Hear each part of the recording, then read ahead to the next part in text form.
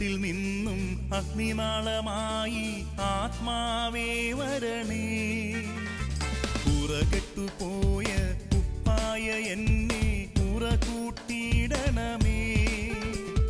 കനലുകളൂതി തീയാക്കൂ, എൻ്റെ കുറവുകളെല്ലാം നിറവാക്കൂ. കനലുകളൂതി തീയാക്കൂ, എൻ്റെ കുറവുകളെല്ലാം നിറവാക്കൂ. ആത്മാവേ റൂഹായേ എന്നിൽ കത്തിപ്പടരണമേ. ആത്മാവേ റൂഹായേ എന്നിൽ കത്തിപ്പടരണമേ.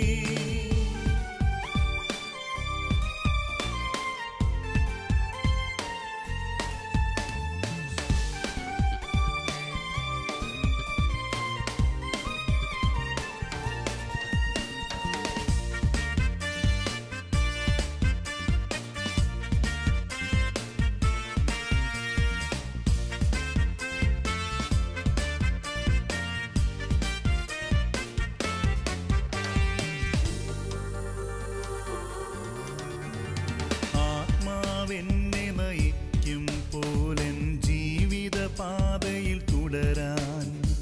ആത്മാവെന്നെ നയിക്കും പോലെൻ ജീവിത പാതയിൽ തുടരാൻ. കാറ്റിലുയരും ഇല പോലെ ആത്മാവിൻ ശക്തിയിലുയരാൻ. കാറ്റിലുയരും ഇല പോലെ ആത്മാവിൻ ശക്തിയിലുയരാൻ. അഭിഷേകം നീ ചൊരിയണമേ, വരദാനങ്ങൾ നൽകണമേ. അഭിഷേകം നീ ചൊരിയണമേ, വരദാനങ്ങൾ നൽകണമേ. ആത്മാവേ റൂഹായേ എന്നിൽ കത്തിപ്പടരണമേ. ആത്മാവേ റൂഹായേ എന്നിൽ കത്തിപ്പടരണമേ.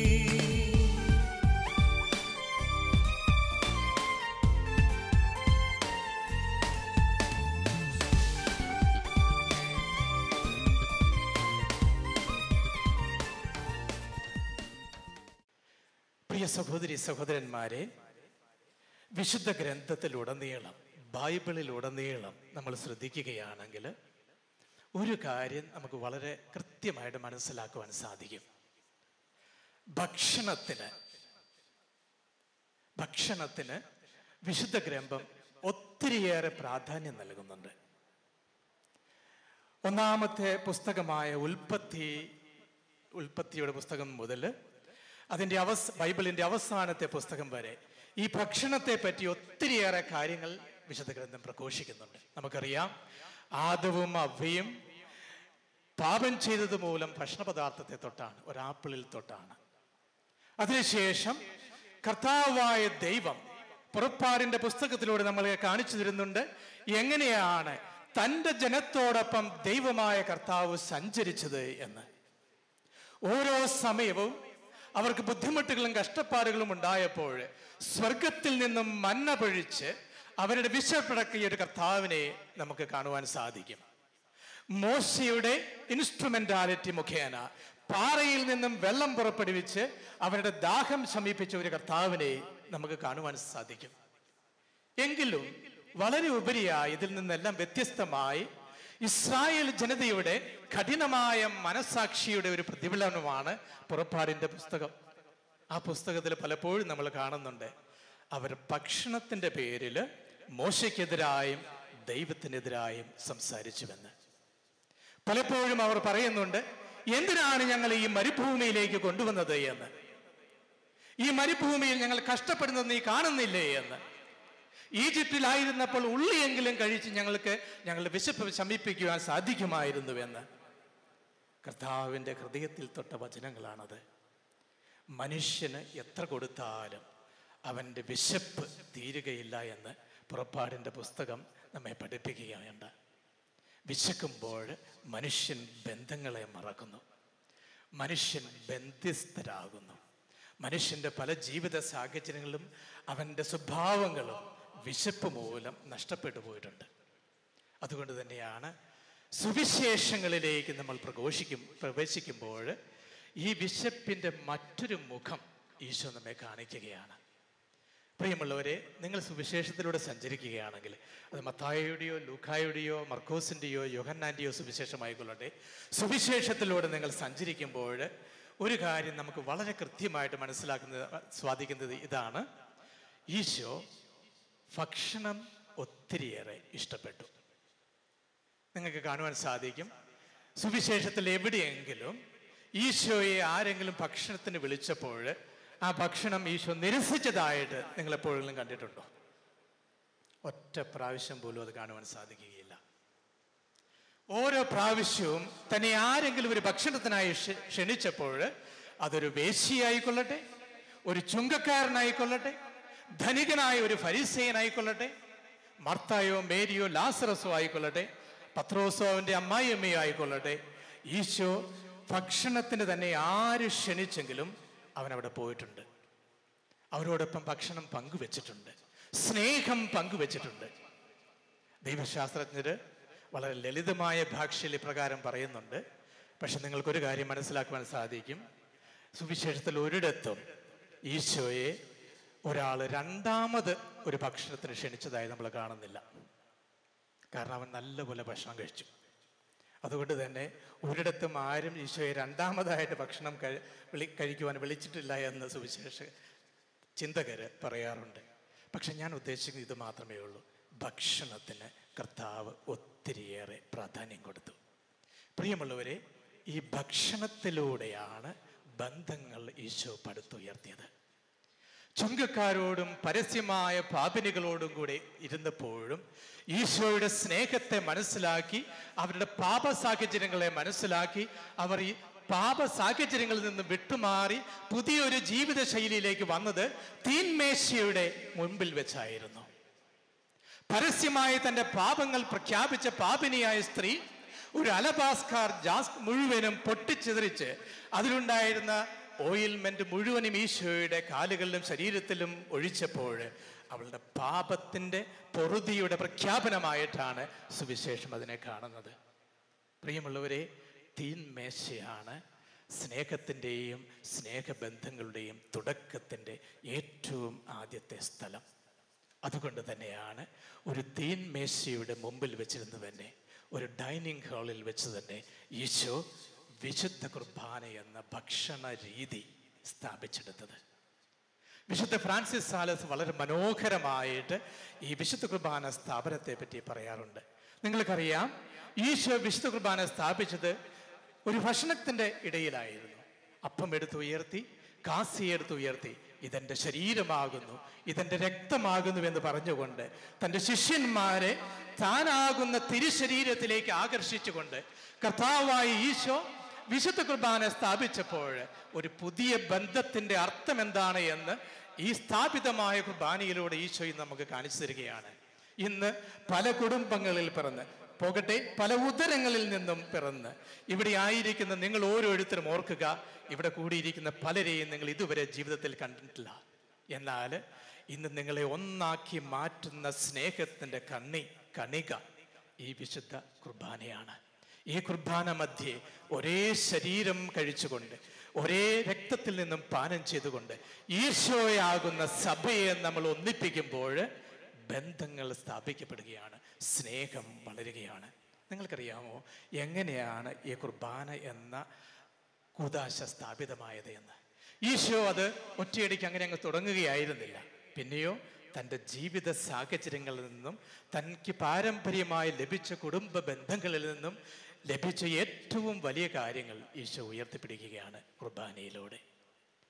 യഹൂദന്മാരെ സംബന്ധിച്ചിടത്തോളം അവര് ദിവസേന 5 പ്രാവശ്യം പ്രാർത്ഥിച്ചിരുന്നു. യാമ പ്രാർത്ഥന എന്നാണ് അതിന് പറയുന്നത്.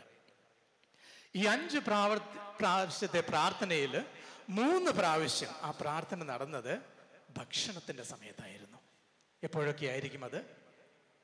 പ്രഭാത ഭക്ഷണത്തിന്റെ സമയത്ത്, ഉച്ചയ്ക്ക് ലഞ്ച് കഴിക്കുന്ന സമയത്ത്, അന്ത്യ അത്താഴം കഴിക്കുന്ന സമയത്ത്, അത്താഴം കഴിക്കുന്ന സമയത്ത്.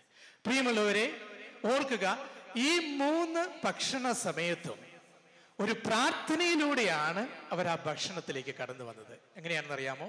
ഈ ഭക്ഷണം കഴിക്കുന്ന സമയത്ത് ആ കുടുംബത്തിലെ എല്ലാ അംഗങ്ങളും ഒരുമിച്ച് വരും.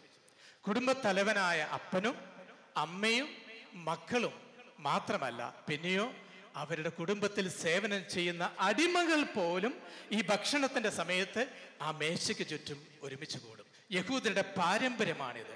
ഭക്ഷണം കഴിക്കുന്ന സമയത്ത് ആരും അന്യപ്പെട്ടു പോകരുത്, ആരും മാറി നിൽക്കരുത്. എല്ലാവരും ഒരുമിച്ച് വന്ന് ഒരേ മേശയുടെ ചുറ്റും ഇരുന്നു കൊണ്ട് ഭക്ഷണം കഴിക്കുക എന്നത്. ആ ഭക്ഷണ സമയത്ത് അവർ ചുമ്മാ വന്നിരുന്ന് കയ്യും കഴുകി ഭക്ഷണം കഴിക്കുകയല്ലായിരുന്നു. പിന്നെയോ ആദ്യം തന്നെ കുടുംബത്തിന്റെ തലവനായ അപ്പൻ റൊട്ടിയെടുത്ത് അത് ഉയർത്തി സ്വർഗത്തിലേക്ക് ഉയർത്തിക്കൊണ്ട് തമ്പുരാന് നന്ദി പറയും. ദൈവമായ കർത്താവേ, എനിക്കും എൻ്റെ കുടുംബത്തിനും എന്നെ ആശ്രയിക്കുന്നവർക്ക് നീ തന്നിരിക്കുന്ന ഈ റൊട്ടിയെ ഓർത്ത് നിനക്ക് ഞാൻ നന്ദി പറയുന്നു, നിന്നെ ഞാൻ സ്തുതിക്കുന്നുവെന്ന്. അതിനുശേഷം ആ റൊട്ടി വാഴ്ത്തിയതിനു ശേഷം അവനത് മുറിച്ച് കുടുംബത്തിലെ ഓരോ അംഗങ്ങൾക്കും പങ്കുവയ്ക്കും. അതുപോലെ തന്നെ കാസ്യം എടുത്ത്, നിങ്ങൾക്കറിയാം, നമ്മൾ ഭക്ഷണത്തിൻ്റെ സമയത്ത് വെള്ളം കുടിക്കുന്നത് പോലെ തന്നെയായിരുന്നു അന്ന് യഹൂദരുടെ ഇടയിൽ ഭക്ഷണത്തിൻ്റെ സമയത്ത് വീഞ്ഞു കുടിക്കുക എന്നുള്ളത്. വീഞ്ഞു കുടിക്കുക എന്ന് പറയുമ്പോൾ ഒരു കുപ്പി മുഴുവൻ എടുത്ത് കമത്തുക എന്നുള്ളതല്ല അർത്ഥം. പിന്നെയോ ഒരു സിപ്പ്, ഇന്ന് ബോബി അച്ഛൻ വളരെ കൃത്യമായി പറഞ്ഞു, പാനപാത്രം അല്ലെങ്കിൽ ചഷുകം എടുത്തതിന് ശേഷം ഒരു സിപ്പ് മാത്രം കുടിച്ച് അത് തമ്പുരാന്റെ മുമ്പിൽ ഉയർത്തിയതിനു ശേഷം മറ്റുള്ളവർക്കായിട്ട് പങ്കുവയ്ക്കുന്നു. പ്രിയമുള്ളവരെ, ഇതായിരുന്നു വിശുദ്ധ കുർബാനയുടെ തുടക്കം. യഹൂദനായി ജനിച്ച് യഹൂദനായി വളർന്ന ഈശോ തൻ്റെ വിശുദ്ധ കുർബാനയുടെ സാന്നിധ്യം അറിയിച്ചത് ഒരു കുടുംബ പാരമ്പര്യത്തിൽ നിന്നാണ്. ആ കുടുംബ പാരമ്പര്യം 2017 വർഷങ്ങൾക്ക് ശേഷവും ഇന്നും സഭ ആഘോഷിക്കുന്നു, അനുഭവിക്കുന്നു. അതുകൊണ്ട് തന്നെയാണ് നിങ്ങൾ ഓർക്കുക, വിശുദ്ധ കുർബാനയുടെ മധ്യേ നമ്മൾ കപ്പയും മീനും ഉപയോഗിക്കാറില്ല, ചപ്പാത്തിയോ അല്ലെങ്കിൽ മറ്റുള്ള നാണോ റൊട്ടിയോ ഉപയോഗിക്കാറില്ല. ഈശോ പഠിപ്പിച്ചതുപോലെ തന്നെ നമ്മൾ എടുക്കുന്ന ആ അപ്പം ആ സാഹചര്യത്തിന് ചേരുന്നതായിരുന്നു. പാരമ്പര്യമായി നമുക്ക് തന്നിരിക്കുന്ന വീഞ്ഞും അപ്പവും ഇന്നും കുർബാനയുടെ മധ്യേ ഈശോ ആയി മാറുമ്പോൾ അത് അനുഭവിക്കുന്നവർക്കും അത് പങ്കുവെക്കുന്നവരുടെയും ഇടയിൽ ഒരു വലിയ സ്നേഹബന്ധം പടുത്തുയർത്തപ്പെടുന്നു. പ്രിയമുള്ളവരെ, ഈ ബന്ധത്തിലേക്കാണ് ഇന്ന് ഈശോ നമ്മെ ഓരോരുത്തരെയും വിളിക്കുക. ഇപ്പോൾ അറിയാമല്ലോ സുവിശേഷത്തിൽ എന്തുകൊണ്ടാണ് കർത്താവ് ഭക്ഷണത്തിന് ഇത്രയേറെ പ്രാധാന്യം കൊടുത്തത് എന്ന്. ഇവിടെ കൂടിയിരിക്കുന്ന നമുക്ക് ഓരോരുത്തർക്കും അറിയാം, പ്രത്യേകിച്ച് പുരുഷന്മാർക്ക് അറിയാം. നിങ്ങളൊക്കെ ഒന്ന് ചിന്തിച്ചു നോക്കുക.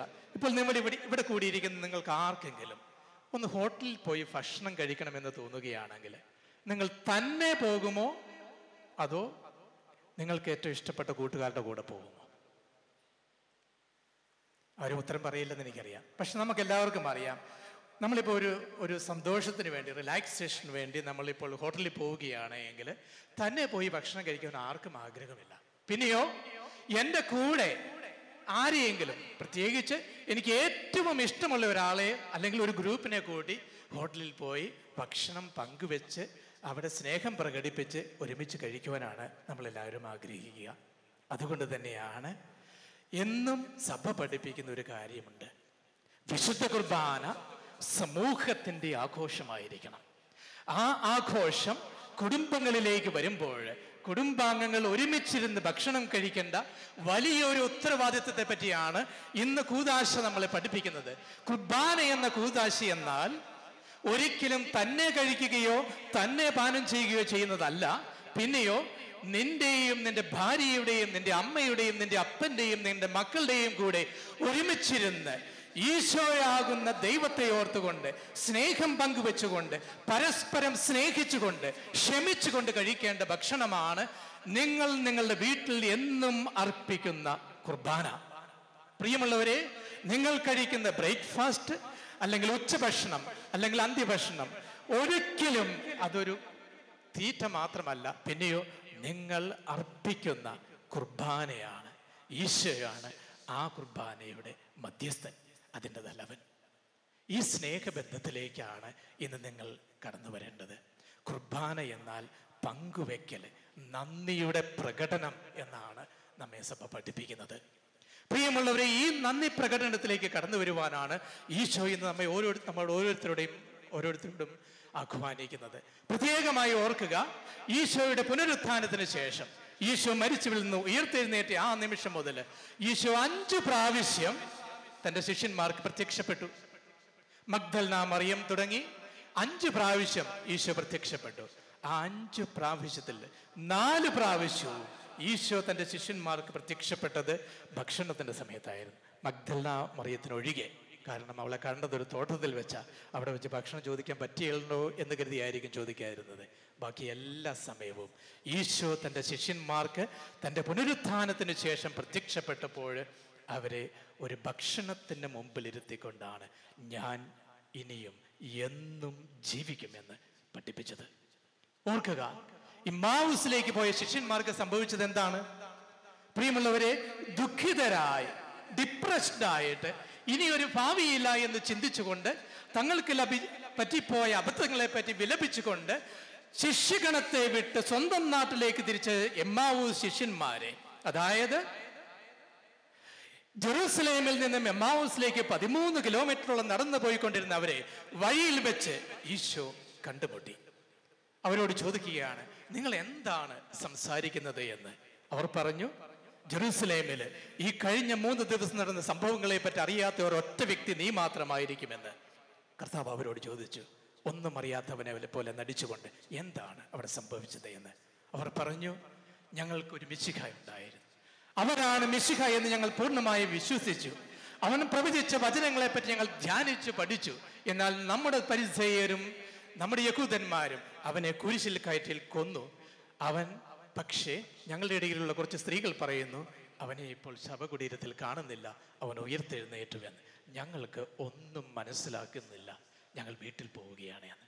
പ്രിയമുള്ളവരെ, വിശുദ്ധ ഗ്രന്ഥത്തിന്റെ ആദ്യം മുതൽ അവരെ അവസാനം വരെ പഠിപ്പിച്ച ഈശോ എമ്മാവൂസ് എന്നുള്ള സ്ഥലത്ത് എത്തിയപ്പോൾ, ഒരു സ്റ്റെപ്പ് കൂടി മുമ്പോട്ട് വെച്ച് പോകാൻ തുടങ്ങിയപ്പോൾ ശിഷ്യഗണം അവർ 2 പേരും ഈശോയെ തടഞ്ഞു നിർത്തിക്കൊണ്ട് പറഞ്ഞു, മാനേ നോബിസ്കും ഡോമിനെ, സ്റ്റേ വിത്ത് us ലോർഡ്. കർത്താവേ, ഞങ്ങളോടുകൂടെ ആയിരിക്കൂ എന്ന്. ഒരു ക്ഷണം മതി ഈശോയ്ക്ക് അവരോടുകൂടി ആയിരിക്കുവാൻ. പ്രത്യേകിച്ചും അറിയാം, യഹൂദര പാരമ്പര്യങ്ങൾക്കനുസൃതമായിട്ട് ദിവസത്തിന്റെ അവസാന നിമിഷങ്ങളിലേക്ക് കടക്കുമ്പോൾ ഞങ്ങളോടൊപ്പം ആയിരിക്കുവാൻ പറയുമ്പോൾ ഭക്ഷണം കഴിക്കുവാൻ വരൂ എന്നാണ് അവർ ഉദ്ദേശിച്ചത് എന്ന്. ഈശോ വിടില്ല, ഭക്ഷണം വിടില്ല. ഈശോ അവരോടൊപ്പം പോയി. പക്ഷെ അവിടെ ചെന്നപ്പോൾ പ്രിയമുള്ളവരെ, വലിയ ഒരു അത്ഭുതമാണ് അവിടെ സംഭവിച്ചത്. എന്താണെന്നറിയാമല്ലോ? ഭക്ഷണം കൊടുക്കേണ്ടവർ ഭക്ഷണം സ്വീകരിക്കുന്നവരും ഭക്ഷണം സ്വീകരിക്കേണ്ടവൻ ഭക്ഷണം കൊടുക്കുന്നവരുമായി മാറി. ഈശോ അപ്പമെടുത്തു, അത് സ്വർഗത്തിലേക്ക് ഉയർത്തി. തന്റെ പിതാവിന് നന്ദി പറഞ്ഞതിന് ശേഷം അവൻ അപ്പം മുറിച്ചപ്പോൾ ബൈബിൾ വളരെ കൃത്യമായിട്ട് പറയുന്നു, അവരുടെ കണ്ണുകൾ തുറക്കപ്പെട്ടു എന്ന്. പ്രിയമുള്ളവരെ, അവരുടെ കണ്ണുകൾ അതുവരെ അടഞ്ഞാണോ ഇരുന്നത്? അല്ല, പിന്നെയോ ആന്തരികമായ കണ്ണുകളാൽ ഇതവൻ തന്നെയാണ്, കർത്താവായി യേശുക്രിസ്തുവാണ് ഇത് എന്ന് പറയുവാനുള്ള വലിയ ഒരു അറിവിലേക്ക് ആ അപ്പം മുറിക്കലിലൂടെ ഈശോ തന്റെ ശിഷ്യന്മാരെ ക്ഷണിച്ചു. അവർക്കത് മനസ്സിലാക്കി കൊടുത്തു. ഓർക്കുക, 13 കിലോമീറ്ററോളം ജെറൂസലേമിൽ നിന്നും ഇമ്മാവൂസിലേക്ക് നടന്ന ശിഷ്യന്മാര് ആ രാത്രി തന്നെ തിരിച്ച് ജെറൂസലേമിലേക്ക് നടന്നതിന് ശേഷം പത്രോസിന്റെയും മറ്റു ശിഷ്യന്മാരുടെയും മുമ്പിൽ നിന്നുകൊണ്ട് തമ്പുരാനെ പ്രഘോഷിച്ചുകൊണ്ട് പറയുകയാണ്, ഞങ്ങൾ ഈശോയെ കണ്ടു എന്ന്. പ്രിയമുള്ളവരെ, വിശുദ്ധ ഗ്രന്ഥം എപ്പോഴും പറയുന്നു, കാണുക എന്നാൽ അനുഭവിക്കുക എന്നാണ്. കാണുക എന്ന് പറഞ്ഞാൽ അനുഭവിക്കുക എന്നാണ്. അനുഭവിച്ച ഒരുത്തനും പിന്നെ ഒരിക്കലും പുറകോട്ട് പോവില്ല. ശിഷ്യഗണം മുഴുവനും കർത്താവിനെ പ്രഘോഷിച്ചുകൊണ്ട് ലോകത്തിന്റെ നാനാഭാഗങ്ങളിലേക്കും പോയി സുവിശേഷത്തിന് വേണ്ടി സ്വന്തം ജീവൻ ത്യജിച്ചത് എന്തുകൊണ്ട്? കർത്താവിനെ അവർ അനുഭവിച്ചറിഞ്ഞത് കൊണ്ട്. വിശുദ്ധ കുർബാനയുടെ മധ്യേ താനായി മാറി ദൈവം കൊടുത്ത കൃപാവരങ്ങൾ അനുഭവിച്ച ശിഷ്യന്മാർക്ക് യാതൊരു പ്രകോപനങ്ങൾക്കും മുമ്പിൽ മുട്ടുകുത്തുവാൻ മനസ്സിലായിരുന്നില്ല. പിന്നെയോ കർത്താവായി യേശുക്രിസ്തുവിനെ അറിഞ്ഞ ഞാൻ കടലുകൾ കടന്നുപോയി അവനെ പ്രഘോഷിക്കുവാൻ തയ്യാറാണ് എന്ന് മനസ്സിലാക്കിയ തോമാസ് ലീഹായുടെ പിൻഗാമികളായ നമ്മൾ ഇന്ന് ഓർക്കുക, ദൈവം തരുന്ന വിശുദ്ധ കുർബാനയുടെ ശക്തിയിലൂടെ ദൈവാധിഷ്ഠിതമായി ജീവിച്ചുകൊണ്ട് ദൈവത്തിന്റെ കൃപകൾ നമ്മുടെ കുടുംബങ്ങളിലേക്ക് ഒഴുക്കുവാനുള്ള വലിയൊരു വിളിയാണ് ഈ കുർബാന. അനുഭവിക്കണം. അനുഭവിച്ചവന് മാത്രമേ പ്രഘോഷിക്കുവാനുള്ള അധികാരമുള്ളൂ. അനുഭവിച്ചവന് മാത്രമേ അത് പങ്കുവെക്കുവാനുള്ള കൃപയുള്ളൂ. അതുകൊണ്ട് തന്നെ പ്രിയമുള്ളവരെ, ഈ വിശുദ്ധ കുർബാനയിലൂടെ ഈശോയുടെ സ്നേഹത്തിൻ്റെ ആധിക്യം അറിഞ്ഞുകൊണ്ട് അതനുഭവിച്ചുകൊണ്ട് ജീവിക്കുവാനുള്ള വിളിയെ മനസ്സിലാക്കുവാൻ ഇന്ന് സുവിശേഷവും ഈ കൺവെൻഷനും നമ്മെ ഓരോരുത്തരെയും വിളിക്കുകയാണ്. പ്രിയമുള്ളവരെ, ഓർക്കുക, നമ്മുടെ സ്നേഹബന്ധമായിരിക്കട്ടെ കുർബാനയുടെ പ്രതിഫലനം. ഞാൻ പലപ്പോഴും ഓർക്കുന്ന ഒരു കാര്യം ഇത് മാത്രമാണ്. വിശുദ്ധ ഫ്രാൻസിസ് സാലസ് ഞങ്ങളെ പഠിപ്പിക്കുന്നതും ഇതാണ്: സ്നേഹമില്ലാതെ പ്രഘോഷിക്കുന്ന വാക്കുകൾക്കും സ്നേഹമില്ലാതെ ചെയ്യുന്ന പ്രവൃത്തികൾക്കും ഒരിക്കലും ഒരു പ്രതിഫലവും കിട്ടുകയില്ല എന്ന്. ഇന്ന് കുടുംബത്തിൽ ജീവിക്കുമ്പോൾ ഒരു കുർബാനയായി മാറുവാനും ഈശോയുടെ അനുഭവത്തിൻ്റെ അല്ലെങ്കിൽ ഈശോയെ അനുഭവിച്ചറിഞ്ഞതിൻ്റെ ഫലം കുടുംബത്തിൽ പ്രഘോഷിക്കുവാനുള്ള ഉത്തരവാദിത്തമാണ് നിങ്ങൾക്ക് ലഭിക്കേണ്ടത്. അതാണ് അത്ഭുതം. ബോബി അച്ഛൻ വളരെ കൃത്യമായിട്ട് പറഞ്ഞു, അത്ഭുതം നിങ്ങളുടെ റൈറ്റ് അല്ല, പിന്നെയോ നിങ്ങളുടെ ഉത്തരവാദിത്തമാണ്. നമ്മൾ ജീവിക്കുമ്പോഴാണ് അത്ഭുതങ്ങൾ ഉണ്ടാകുന്നത്. വിശുദ്ധ കുർബാനയുടെ ചൈതന്യം നിങ്ങളുടെ കുടുംബത്തിലേക്ക് കൊണ്ടുപോകുമ്പോൾ പ്രത്യേകമായി ഓർക്കുക പ്രിയമുള്ളവരെ, അതിൻ്റെ കൃപ അത്ഭുതമായിട്ട് നിങ്ങളുടെ കുടുംബങ്ങളിൽ ഒഴുകും. ആ ഒരു ഒഴുക്കിന് വേണ്ടി പ്രാർത്ഥിക്കുവാനാണ് ഇന്ന് നമ്മളിവിടെ കൂടേണ്ടത്. അവസാനമായി ഒരു ചെറിയൊരു കഥ നിങ്ങളുടെ മുമ്പിൽ പറഞ്ഞുകൊണ്ട് ഞാൻ അവസാനിപ്പിക്കട്ടെ. പ്രിയമുള്ളവരെ, നമ്മുടെ ഇന്ത്യയിൽ ഒരു വലിയൊരു കഥയുണ്ട്. പറയിപെറ്റ പന്തിരുകുലം എന്ന് പറഞ്ഞ ഒരു കഥ. ഒരു പറയി സ്ത്രീയെ പറ്റിയാണ്, ഒരു താഴ്ന്ന കുലത്തിൽ ജനിച്ച ഒരു സ്ത്രീയെ പറ്റിയാണിത്. ആ സ്ത്രീക്ക് 12 മക്കളുണ്ടായിരുന്നു.